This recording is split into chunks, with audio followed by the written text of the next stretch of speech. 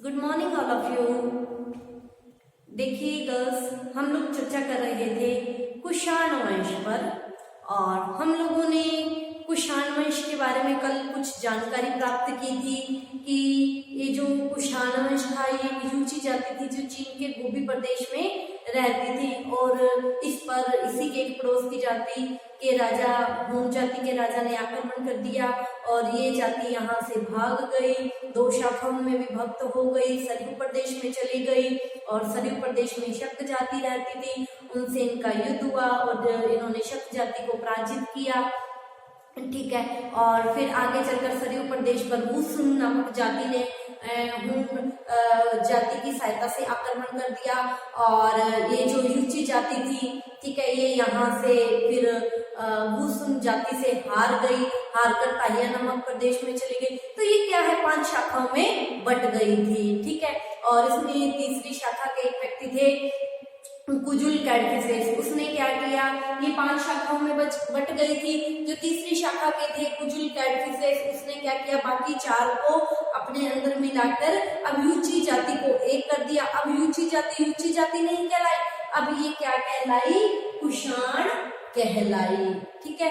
और कुषाण वंश के हमने शासक विम कुजुल कैडफिसेस के बारे में पढ़ा। कुजुल कैडफिसेस की मृत्यु के पश्चात उसका बेटा विम कैडफिसेस गद्दी पर बैठा और ये विम कैडफिसेस ही वो व्यक्ति था जिसने सबसे पहले भारत पर आक्रमण किया था, ठीक है, और भारत में अपना साम्राज्य स्थापित किया था।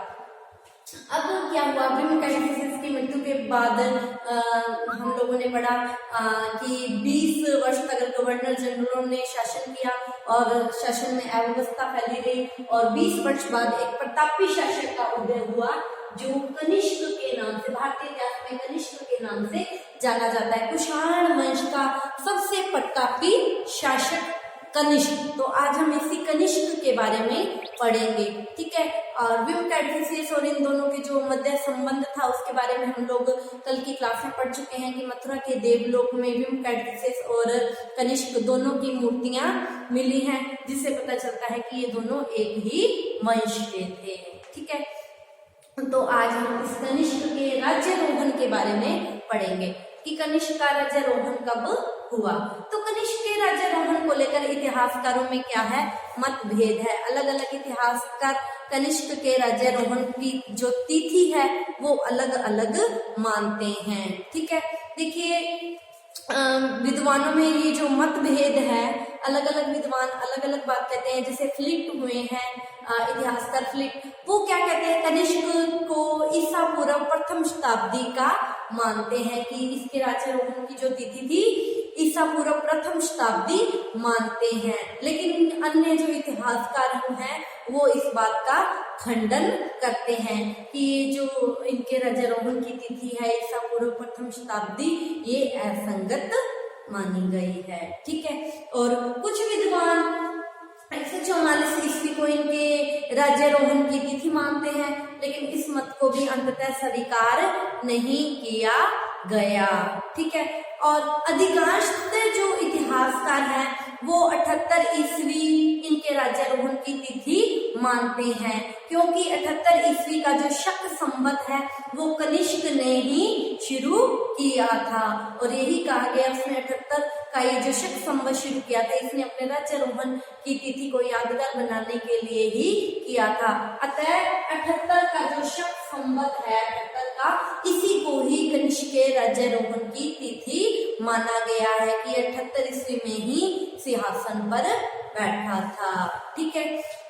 इसके पश्चात 1913 और 1960 में लंदन में 2 अंतरराष्ट्रीय सम्मेलन हुए इसी कनिष्क के राज्यारोहण की तिथि को लेकर और सम्मेलन में अधिकांश विद्वानों ने कनिष्क के राज्यारोहण की तिथि 78 शक संवत को ही माना है कि कनिष्क 78 शक संवत इसी ने आरंभ किया और यही इसके राज्यारोहण की तिथि थी, ठीक है।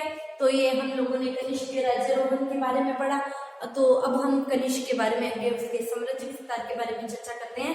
तो देखिए कनिष्क ने क्या किया था, एक विशाल साम्राज्य की स्थापना की थी और कनिष्क ने जो एक विशाल साम्राज्य की स्थापना की थी, इसका ये जो साम्राज्य था ये चीनी तुर्किस्तान से से लेकर सारनाथ तक फैला हुआ था। कहां से कहां तक? चीनी तुर्किस्तान से लेकर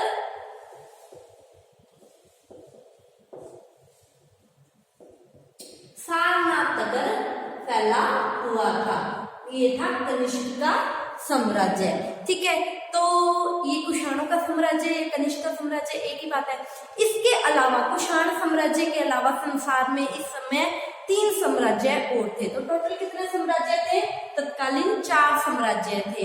ठीक है, पार्थिया साम्राज्य, चीनी साम्राज्य, रोम साम्राज्य और ये कनिष्क का साम्राज्य। तो तत्कालीन संसार में समय अन्य अगर हम बात करते हैं तो अन्य 3 साम्राज्य और थे। तो टोटल 4 साम्राज्य थे। ठीक है, तो ये 4 साम्राज्य हम लोगों ने जाने, पार्थिया, चीनी, रोमन और कुषाण साम्राज्य या कनिष्क का साम्राज्य। ठीक है, तो ये जो 3 साम्राज्य और थे कुषाण साम्राज्य के अलावा, अगर हम इसके कनिष्क के साथ संबंधों के बारे में बात करते हैं तो इसमें जो पार्थिया है और जो चीन है, इसके साथ तो कनिष्क के संबंध कैसे थे? शत्रुता पूर्वक संबंध थे। दोनों के साथ कुछ कनिष्क के शत्रुतापूर्ण संबंध थे। रोम के साथ कैसे संबंध थे? मित्रता के संबंध थे। ठीक है, तो अब हम चर्चा करेंगे कि पार्थिया और चीन के साथ कुषाणों की शत्रुता क्यों थी और क्या कारण थे दोनों में शत्रुता के। तो जानते हैं हम लोग पहले पार्थिया के साथ संबंध, चीन और पार्थिया के कुषाण राजा कनिष्क और पार्थिया के संबंध, इसके बारे में चर्चा करते हैं। तो देखिए, पार्थिया जो साम्राज्य था और जो कनिष्क का साम्राज्य था, दोनों की सीमाएं क्या थी? सटी हुई थी। दोनों ही क्या थे? महत्वाकांक्षी और साम्राज्यवादी थे। ठीक है, दोनों ही अपना अपना साम्राज्य विस्तार करना चाहते थे। दोनों की सीमाएं क्या सटी हुई थी?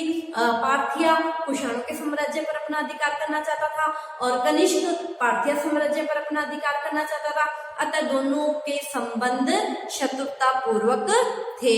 ठीक है, इसके अलावा दोनों में शत्रुता का जो मेन कारण था वो था पार्थिया का प्रदेश था एरियाना प्रदेश। पार्थिया के एरियाना प्रदेश पर कनिष्क का अधिकार था या कुषाणों का अधिकार था। ठीक है, और पार्थिया अपने कुषाणों से अपने एरियाना प्रदेश को वापस प्राप्त करना चाहता था। ठीक है, तो दोनों के बीच में शत्रुता का कारण एरियाना प्रदेश था। ये प्रदेश किसका था? एरियाना प्रदेश पार्थिया का था, लेकिन इस पर किसका अधिकार था? कुषाणों का अधिकार, कनिष्क का अधिकार था। और पार्थिया कनिष्क से अपना ये प्रदेश वापस लेना चाहता था। ठीक है, और दोनों में जो शत्रुता का महत्वपूर्ण कारण था वो था बैक्ट्रिया का प्रदेश। ठीक है, देखिए बैक्ट्रिया इस समय जो व्यापारिक स्थिति थी बैक्ट्रिया की, ये क्या थी? बहुत ही अच्छी थी। बैक्ट्रिया व्यापारिक दृष्टि से एक महत्वपूर्ण प्रदेश था। भारत है, मध्य एशिया है, चीन है, अगर इनके साथ व्यापार करना है तो बैक्ट्रिया होकर जाना पड़ता था। ठीक है, तो मतलब भारत, मध्य एशिया और चीन के साथ व्यापार करने के लिए बैक्ट्रिया व्यापारिक मार्ग जाता था। ठीक है, और ये जो बैक्ट्रिया प्रदेश था इस पर किसका अधिकार था? कनिष्क का अधिकार था। बैक्ट्रिया प्रदेश पर किसका अधिकार था? कनिष्क का अधिकार था।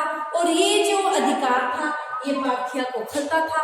उसको ये था कि भारत, मध्य एशिया और चीन के साथ अगर व्यापार करना है तो बैक्ट्रिया व्यापारिक दृष्टि से महत्वपूर्ण है, जबकि बैक्ट्रिया पर कुषाणों का अधिकार था, कनिष्क का अधिकार था।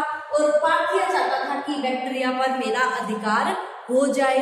ठीक है, तो दोनों के बीच में ये युद्ध का एक महत्वपूर्ण कारण था। पार्थिया बैक्ट्रिया को अपने प्रभाव में लाना चाहता था। ठीक है, तो इस बात को लेकर दोनों में क्या हो गया?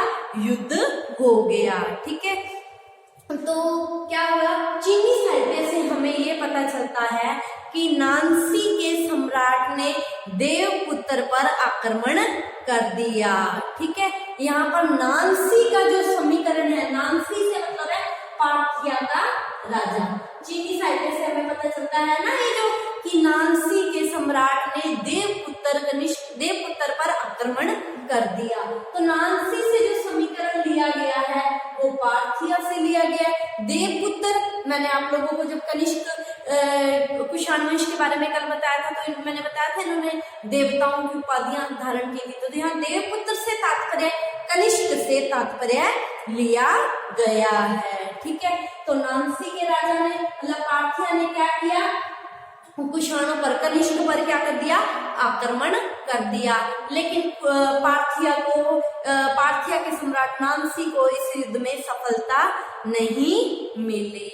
ठीक है, अतः क्या हुआ, कुषाणों ने पार्थिया साम्राज्य का ये जो युद्ध हुआ था कुषाण और पार्थियों के मध्य, ये क्या हो गया, ये युद्ध कनिष्क ने जीत लिया। ठीक है, तो हम लोगों ने जाना पार्थिया और कुषाण साम्राज्य के संबंध, दोनों में शत्रुतापूर्ण संबंध थे। शत्रुता का कारण एरियाना प्रदेश और बैक्ट्रिया का प्रदेश था, इसको लेकर दोनों में युद्ध हुआ और इस युद्ध में पार्थिया पराजित हुआ और कुषाण साम्राज्य या कनिष्क विजयी रहा। तो आज की क्लास में इतना ही। Thank you all of you. कल आगे हम चीन के साथ संबंधों पर चर्चा करेंगे। Thank you all of you.